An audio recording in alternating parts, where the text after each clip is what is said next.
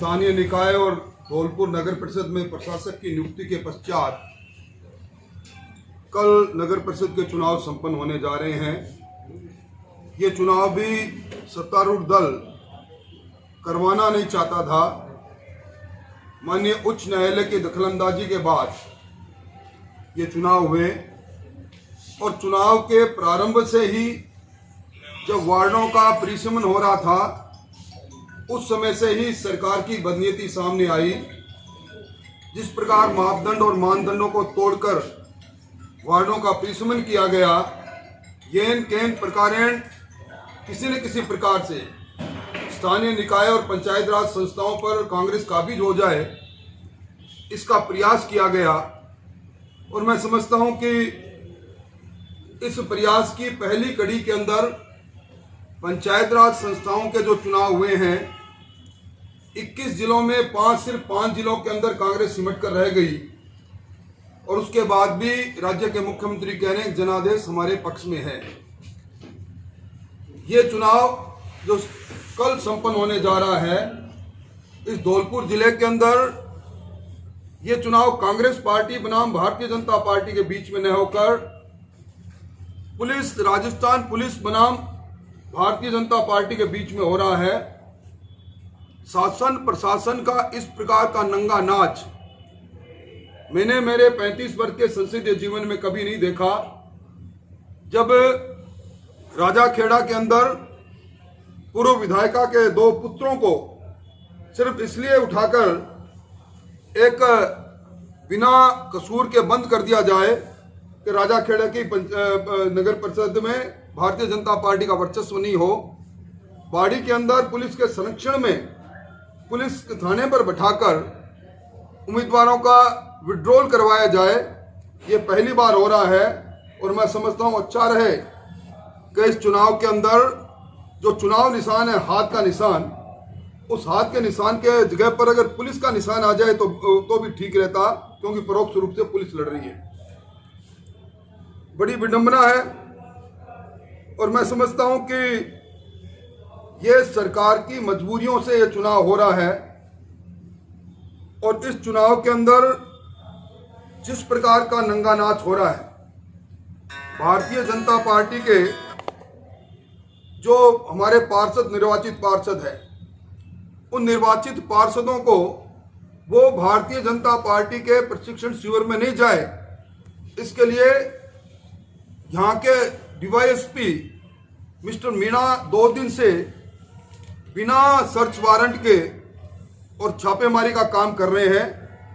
अपराधियों का गढ़ बन गया धौलपुर जिला, बजरी माफियों का शेरगाह बन गया धौलपुर जिला। हत्याओं के अनगिनत मामले आज छुए पड़े हैं और कितने लोग घोषित अपराधी आज पुलिस की गिरफ्त से बाहर है। उसके बाद ही पूरा पुलिस तंत्र मात्र पार्षदों को ढूंढने में लग जाए, इससे बड़ा दुर्भाग्य कुछ हो नहीं सकता। और इसकी बुनियाद उस समय रख दी गई थी जब पहली बार जब नगर परिषद के चुनाव हो रहे थे, तब हाइब्रिड सिस्टम इंट्रोड्यूस करने की कोशिश मंत्री ने की। कोई भी व्यक्ति चाहे चुनाव पार्षद का लड़े नहीं लड़े, वो भी चेयरमैन बन सकता है। और उसी समय तत्कालीन उप मुख्यमंत्री के विरोध के बाद वो योजना ठंडे बस्ते में चली गई। ये पहली बार हुआ है कि पार्षदों के चुनाव के पश्चात लगभग 1 सप्ताह बाद चेयरमैन और वाइस चेयरमैन के चुनाव हो, अध्यक्ष और उपाध्यक्ष के चुनाव हो, ताकि हॉर्स ट्रेडिंग करने का मौका सत्तारूढ़ दल को मिल जाए। मैं समझता हूं कि लोकतंत्र को एक प्रकार से अपमानित करने का काम किया जा रहा है।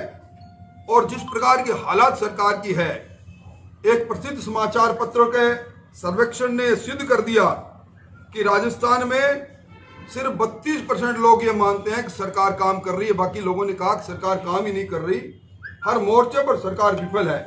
कानून व्यवस्था पहले बार इस प्रदेश में एक मुद्दा बन चुकी है। नेशनल क्राइम ब्यूरो की रिपोर्ट ने यह सिद्ध कर दिया कि राजस्थान में ना आम आदमी सुरक्षित है, डोलियां तक लूटे जाने का काम आपने देखा होगा नीमका थाना के अंदर। और 21% अपराधों की बढ़ोतरी सिद्ध कर रही है कि राजस्थान में गृह मंत्री के रूप में मुख्यमंत्री जी अपने विभाग को संभालने में इसलिए नाकाम रहे कि लगातार 2 वर्षों में एक साल चला, सरकार बने कैसे, उस पहले दिल्ली में ये चला और उसके बाद सरकार बचे कैसे, उसके अंदर पूरा इनका समय समाप्त हुआ है। और भारतीय जनता पार्टी स्वतंत्र लोकतंत्र के पक्ष में है। चुनाव निष्पक्ष हो। हम आज जिला कलेक्टर जो निर्वाचन अधिकारी है उनको मिलेंगे, कहेंगे उनको, और इन मुद्दों को लेकर हमें सदन से लेकर सड़क तक इन मुद्दों को लेकर लड़ेंगे। जिस प्रकार का यहाँ इस जिले के अंदर अपराधी और अपराधियों को भयमुक्त करके पुलिस का राजनीतिकरण इस प्रकार कभी मैंने देखा नहीं। हम इसका पुरजोर विरोध करेंगे और प्रशासन को आगाह करते हैं कल निष्पक्ष चुनाव हो। आज भारतीय जनता पार्टी के जो निर्वाचित पार्षद है, उन निर्वाचित पार्षदों को कौन अगवा करके ले गया, कहाँ है, वो सवाल भी उनसे कर रहे हैं। किस आधार पर उन्होंने हमारे निर्वाचित पार्षद जो आज भारतीय जनता पार्टी के निष्ठा के आधार पर, टिकट के आधार पर जीते हैं, उनके नाम पर छापेमारी कर रहे हैं। ये सारे अनुत्तरित सवाल है जो हम जिला प्रशासन से करने वाले हैं। कुल मिला के इस प्रकार के वातावरण के अंदर जहां राजा खेड़ा और बाड़ी के अंदर इन्होंने जो कुछ कर लिया उसकी पुनरावृत्ति यहाँ करने की कोशिश कर रहे हैं, जिसका हम लोकतांत्रिक तरीके से पुरजोर तरीके से विरोध करेंगे। कितने पार्षदों को अगवा किया?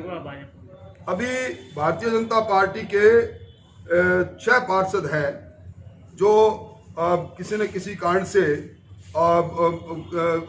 इन लोगों ने अलग अलग तौर तरीके से उनको लेकर गए हैं। उनके परिवारजनों से जब हमारे जिला अध्यक्ष जी ने संपर्क किया तो भी अनभिज्ञ है और हमें आशंका है और उनको जोर जबरदस्ती का ही रोका गया है। नहीं, अभी जो टिकट वितरण हुए थे उसमें वसुंधरा राजे एक्स सीएम है, उनके समर्थकों को टिकट नहीं दिए गए और वो चुनाव जीत के आए हैं। देखिए, यहाँ कोई गुट नहीं है। वसुंधरा जी हमारी नेता है, 2 बार मुख्यमंत्री रह चुकी सूबे की, इसलिए ये कहकर कि ये वसुंधरा जी का गुट, वसुंधरा जी के सामने इस चुनाव की कोई अहमियत नहीं है। वो प्रदेश की नेता है, देश की नेता है, इसलिए मैं इस बात को जिले सिरे से खारिज करता हूँ। भाजपा की ऐसी क्या मजबूरी रही जो लगातार पार्षद कई बार से बन रहे थे, उनकी टिकट काटी और वो आज प्रत्याशी? देखिए, एक टिकट यहाँ अलग अलग मापदंड और मानदंड के अनुसार दी जाती है। यहाँ की कोर कमेटी बैठी, उन्होंने कुछ देखा होगा, सर्वे भी हुआ, सर्वे के आधार पर स्थानीय लोगों ने बैठकर जो निर्णय किया और टिकट एक को मिला करती है। और मैं समझता हूं कि भारतीय जनता पार्टी की जो नींव है वो अनुशासन पर टिकी हुई है, इसलिए टिकट मिलने के बाद अनुशासनहीनता कतई बर्दाश्त पहले भी नहीं हुई, अब भी नहीं हुई। अब भी जो अनुशासनहीनता करेगी निश्चित तौर पर संगठन, प्रदेश संगठन उनके विरुद्ध में कार्रवाई करे। इस प्रकार की अभिशंसा जिला संगठन से प्राप्त होने पर निश्चित तौर पर उस पर विचार किया जाएगा। नहीं, जो इस समय निर्दलीय प्रत्याशी है उसमें से उनके पति निशान सिंह चौधरी भाजपा के कार्यकर्ता रहते, नगर परिषद के उप सभापति भी रहे हैं। सूत्रों के मुताबिक जो वसुंधरा खेमे के चुनाव जीत के आए निर्दलीय प्रत्याशी उनको समर्थन दे रहे हैं। देखिए, बड़ा दुर्भाग्य है कि कांग्रेस दृश्य से गायब है, पर पर्दे के पीछे से शासन में बैठे लोग सारे इस प्रकार के कुत्सित कार्य का संचालन कर रहे हैं। यहाँ मैंने पहले भी कहा, कमल का निशान लेकर जो जीते वो भारतीय जनता पार्टी के परिवार के लोग हैं और उनके सामने जो कोई भी दूसरे दलों से या निर्दलीय खड़े हुए, उनका इस पार्टी की सारोकारता से दूर दूर तक का कोई संबंध नहीं रहा। अगर पहले का संबंध है तो उन्होंने एक तरह से अघोषित और घोषित रूप से अब उनके पार्टी के उम्मीदवार, घोषित उम्मीदवार के सामने चुनाव लड़कर संबंध को समाप्त करने का काम किया है। भाजपा के जो बागी प्रत्याशी चुनाव जीत के आए हैं वो किधर जाएंगे? भारतीय जनता पार्टी के बागी प्रत्याशी चुनाव जीत कर आए, अंतरात्मा की आवाज पर अगर भारतीय जनता पार्टी के अधिकृत उम्मीदवार को वोट देंगे तो उनके बारे में निश्चित तौर पर पार्टी का आलाकमान विचार करेगा।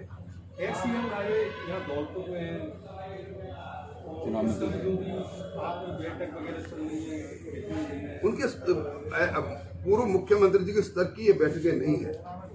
वो देश और प्रदेश की नेता है, प्रदेश स्तर पर वो नीतिगत निर्णय के अंदर वो वीडियो कॉन्फ्रेंसिंग से और दूसरे कॉन्फ्रेंसिंग से हमेशा जुड़ती रही है। इसलिए ये कहना कि इस छोटी बैठक में वो आए कि नहीं आए, कोई मैं नहीं समझता कि उनके कद के अनुसार कोई बैठक ये है। क्या एक्स-सीएम अलग पार्टी बना ली? मैं इसके बारे में कोई टिप्पणी नहीं करूंगा, परंतु ये संभव ही नहीं है। जिस परिवार ने भारतीय जनता पार्टी को जनसंघ से लेकर भारतीय जनता पार्टी तक खींचने का काम किया है, उनसे इस प्रकार की बात, ये कपोल कल्पित बातें हैं। इस सवाल के पीछे ना कोई बात है, ये तो पूछना ही बेईमानी है एक तरह से।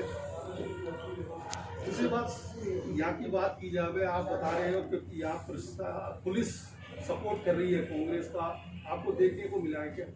निश्चित तौर पर पुलिस के डीवाईएसपी आज उत्तर प्रदेश में जाकर छापेमारी का काम करे, इससे बुरी बात क्या हो सकता है? बिना सर्च वारंट, मैंने खुद से उनसे बात की, मिस्टर मीणा से मैंने उनसे खुद से कहा कि आपके कितने अपराधी घूम रहे होंगे, आप किस कैपेसिटी में घूम रहे हो?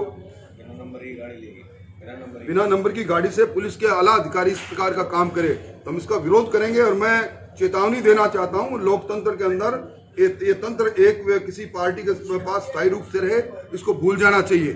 समय बदलेगा तो हम याद रखेंगे बदलते समय के अंदर कि इन लोगों ने कांग्रेस के कार्यकर्ता के रूप में काम किया है। राजस्थान के 12 जिलों में अभी नगर परिषद निकाय के चुनाव संपन्न हुए, भाजपा अच्छा प्रदर्शन नहीं कर पाई है, पंचायत चुनाव में जरूर प्रदर्शन अच्छा किया। देखिए, मैं भारतीय जनता पार्टी का प्रदर्शन जिस प्रकार का परिसीमन किया गया, जिस प्रकार के एक ही शहर के अंदर कहीं 5000 का वार्ड, कहीं 700 का वार्ड, जानबूझ के परिसीमन में के आधार पर सदम रूप से लोकतंत्र का हरण करने की कोशिश हुई है। असली काम तो अभी पंचायत राज जिला परिषद के चुनाव में हुआ, जहां इन्होंने अपनी औकात देख ली।